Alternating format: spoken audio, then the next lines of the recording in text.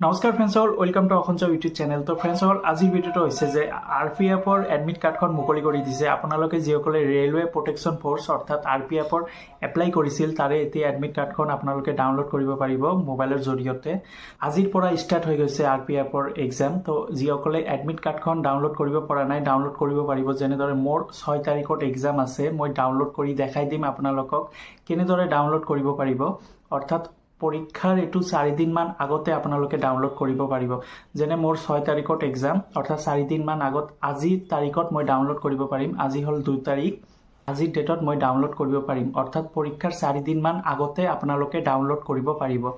যিটো 7 মাহমান আগতে railway protection force অৰ্থাৎ RPFৰ আপোনালোকে যিসকলে এপ্লাই কৰিছিল সিহঁতৰ বাবে এই ভিডিঅ'টো গুৰুত্বপূৰ্ণ ভিডিঅ' হ'ব। অৰ্থাৎ RPFৰ অৰ্থাৎ RRB ৱেবছাইটত এটা নটিফিকেশ্যন জাৰি কৰিছে। এইটো হৈছে নটিফিকেশ্যন, আপোনালোকে চাব পাৰিছে স্ক্ৰীনত। তো এইটো 2 তাৰিখৰ পৰা এক্সাম ষ্টাৰ্ট হ'ব আপ টু 18-20 তাৰিখলৈকে। এইটো CBT টেষ্ট হ'ব, অৰ্থাৎ কম্পিউটাৰ বেছড টেষ্ট। কম্পিউটাৰত আপোনালোকে এক্সাম দিব লাগিব আৰু এইটো মাল্টিপল চইচ, অৰ্থাৎ 4টা অপশ্যন থাকিব। এটা কুৱেশ্যনৰ 4টা উত্তৰ থাকিব, তাৰে ভিতৰত এটা চিলেক্ট কৰিব লাগিব যিটো শুদ্ধ উত্তৰ হয়। আৰু ইয়াতে 3টা ভুল গ'লে 1 মাৰ্ককে কাটা যাব। তো ফ্ৰেণ্ডছ অল ইয়াতে নেগেটিভ মাৰ্কিং আছে। আৰু আপোনালোকে কেনেদৰে ডাউনলোড কৰিব পাৰিব ভিডিঅ'টো সম্পূৰ্ণ ভালদৰে চাই ল'ব। মোৰ যেনেদৰে 6 তাৰিখত এক্সাম আছে, মোৰ 4 দিনমান আগত অৰ্থাৎ আজি 2 তাৰিখ, এই আজিৰ ডেটত মই ডাউনলোড কৰিব পাৰিম।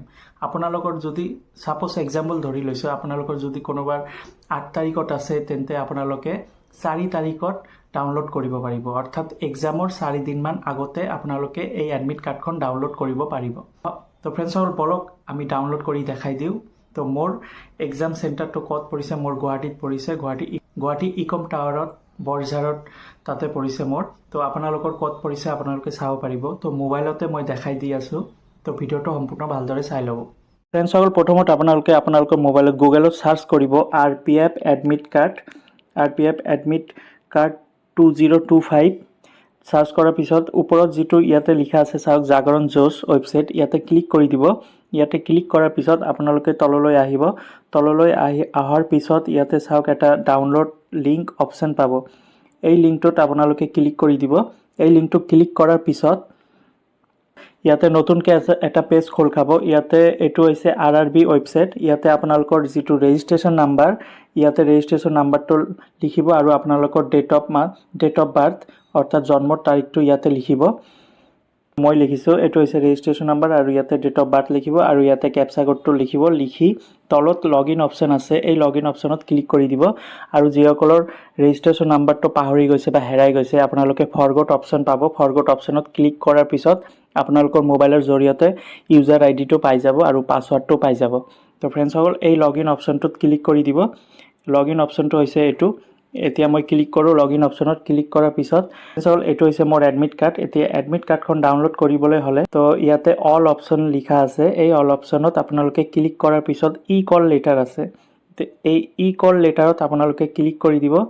কল লেটাৰত ক্লিক কৰাৰ পিছত ইয়াতে তললৈ আহিব। তললৈ অহাৰ পিছত ইয়াতে চাওক কল লেটাৰ, ইয়াতে লিখা আছে PDF। তো এইটো ডাউনলোড কৰিব।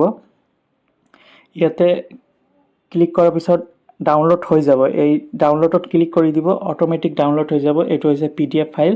এতিয়া মই PDF ফাইলটো অ'পেন কৰিলোঁ। তো এইটো মোৰ এডমিট কাৰ্ডখন ডাউনলোড হৈ গৈছে। ইয়াতে লিখা আছে মোৰ টাইম, তাৰপিছত মোৰ কিমান তাৰিখত এক্সাম হ'ব, ইয়াতে এড্ৰেছ সকলোখিনি লিখা আছে। তো এইটো হৈছে এডমিট কাৰ্ড আৰু এইটো মই প্ৰিণ্ট আউট কৰি এইটো মই এক্সাম দিবলৈ গ'লে এইটো মোৰ লাগিব। এই এডমিট কাৰ্ড নহ'লে আপোনালোকে সোমাব নোৱাৰিব। তো ফ্ৰেণ্ডছসকল এনেদৰে আপোনালোকে এডমিট কাৰ্ডখন ডাউনলোড কৰিব পাৰিব। আপোনালোকে বুজি পাইছে ভিডিঅ'টো। তো এনেদৰে আপোনালোকে এডমিট কাৰ্ডখন RPFৰ এডমিট কাৰ্ডখন ডাউনলোড কৰিব পাৰিব।